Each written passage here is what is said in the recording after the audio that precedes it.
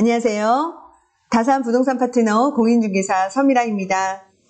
10월도 벌써 3주차가 지나가고 있습니다. 지난주 주간 아파트 매매가 변동률입니다. 미세하게 상승을 하였는데요. 전국 단위로 집계를 하자면 14주 연속입니다. 하지만 현장에서의 체감은 결코 그렇지가 않고 있습니다. 몇 주 연속 상승이라고 하는 이면에 가려진 매매가 정체 현상의 직접적인 원인은 지속적으로 말씀을 드렸듯이 금리 인상입니다. 여기에 특례 보금자리론의 축소 등 대출 규제와 정부의 공급 확대 발표도 한몫을 했죠. 그리고 러시아와 우크라이나의 전쟁이 장기전에 돌입을 했고 그 가운데 이스라엘과 하마스의 전쟁 또한 일어났으니 세계 정세는 불안하고 미국 빅테크를 포함한 주식시장에도 하락 추세가 뚜렷합니다.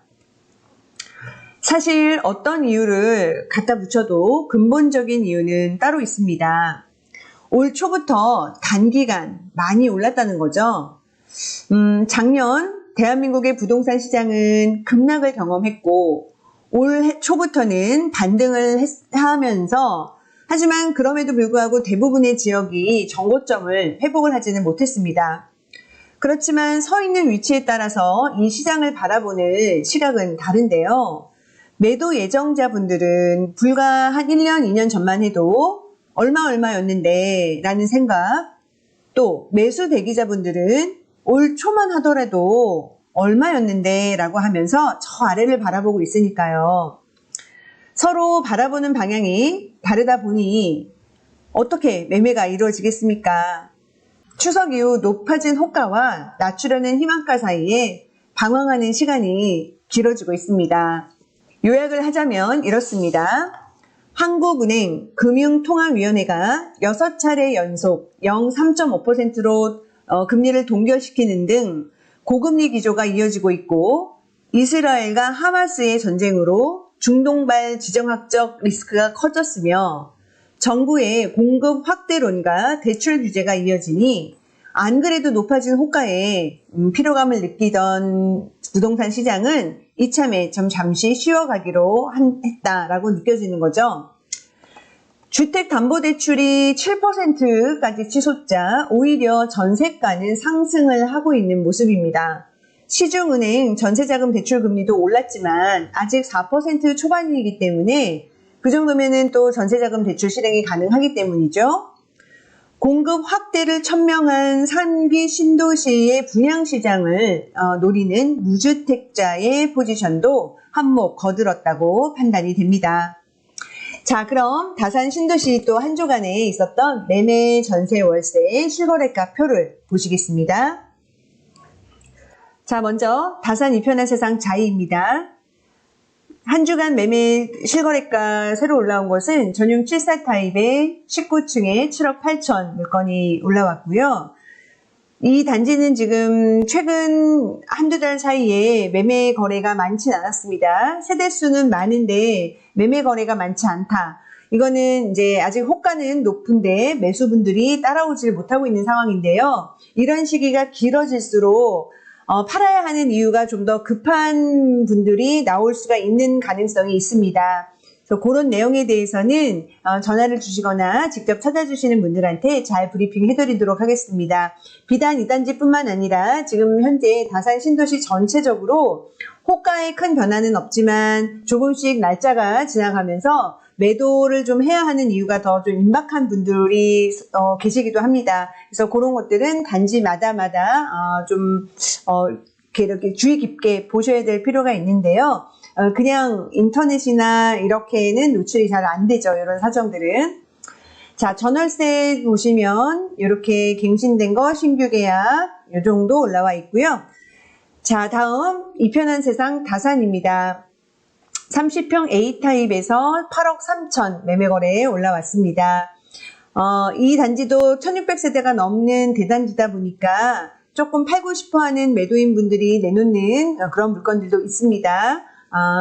그리고 지금 전세, 월세 보시면 월세는 거래가 없고요. 전세는 34평에 4억 8천 2건 거래가 있었네요.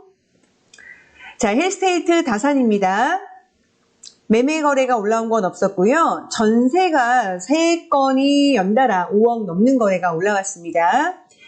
아무래도 초등학교, 중학교, 고등학교를 바로 인근에 두고 있는 단지이기도 하다 보니 이렇게 방학을 앞두거나 또는 다음 학기를 준비하는 분들의 수요도 많고 전세가도 조금 다른 단지 시세보다는 약간 높은 모습을 보실 수가 있죠.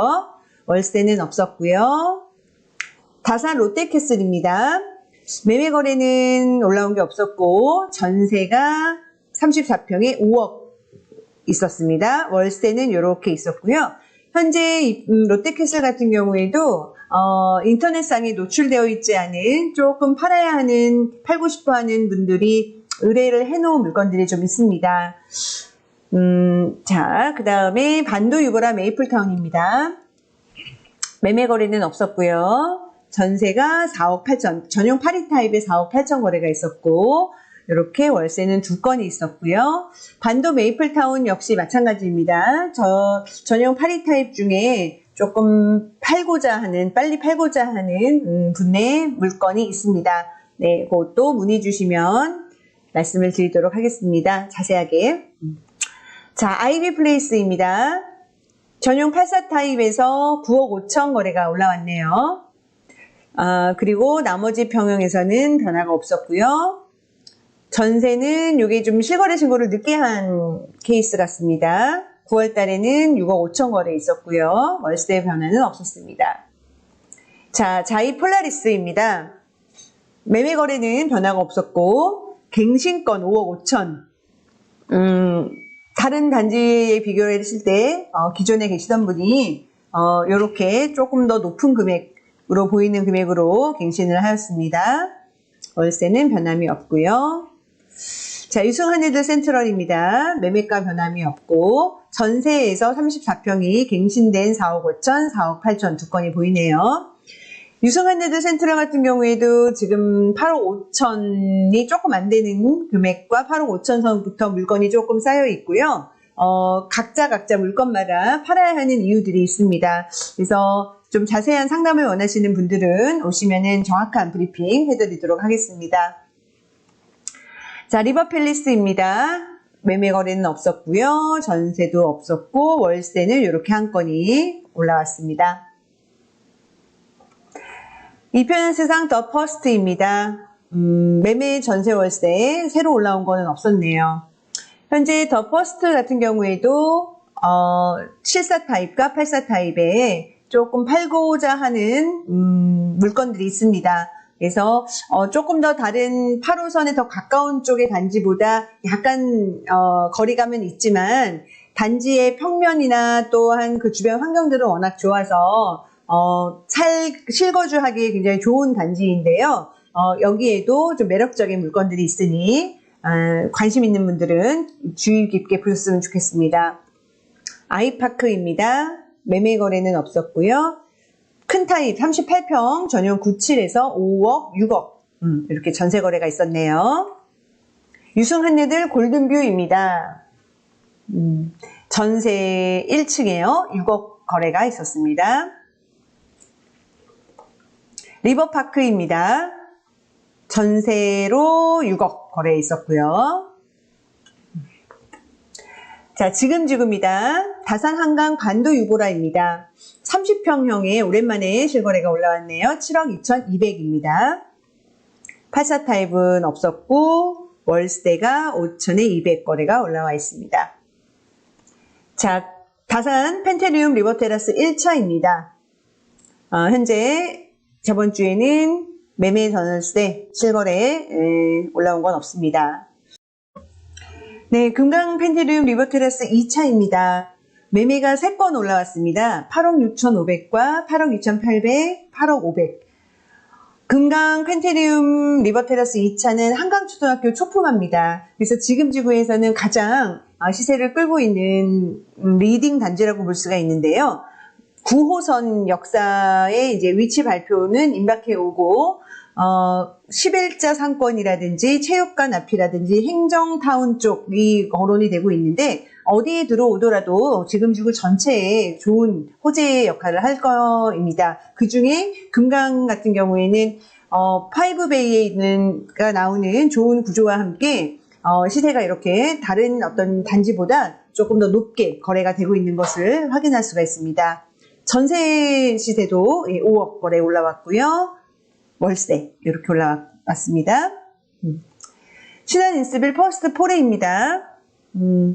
큰 변화는 없었고요. 전세 4억 5천 거래 하나 올라와 있습니다.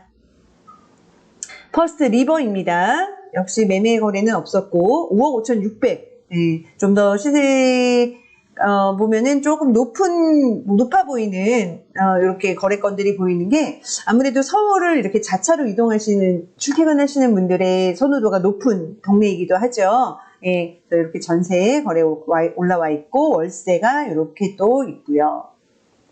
자, 그다음에 센트럴 아일랜드들입니다. 매매 거래는 소식이 없었고요. 갱신되어 있는 전세 거래와 신규 계약이 3억도 있었고 4억 3천도 있었네요. 월세는 없었고요. 다산 푸르지오입니다. 21평형에서 10월 달에 22층에 5억 6천 거래도 또 올라왔습니다. 24평은 6억 4천. 지금 현재 20평대가 다산 신도시에 총 3개 단지가 있습니다. 다산 이편상 자이와 힐스테이트와 다산 푸르지오인데요. 힐스테이트하고 다산 이편상 자이 같은 경우에는 호가가 좀 더 높아요. 7억 3천 이상입니다.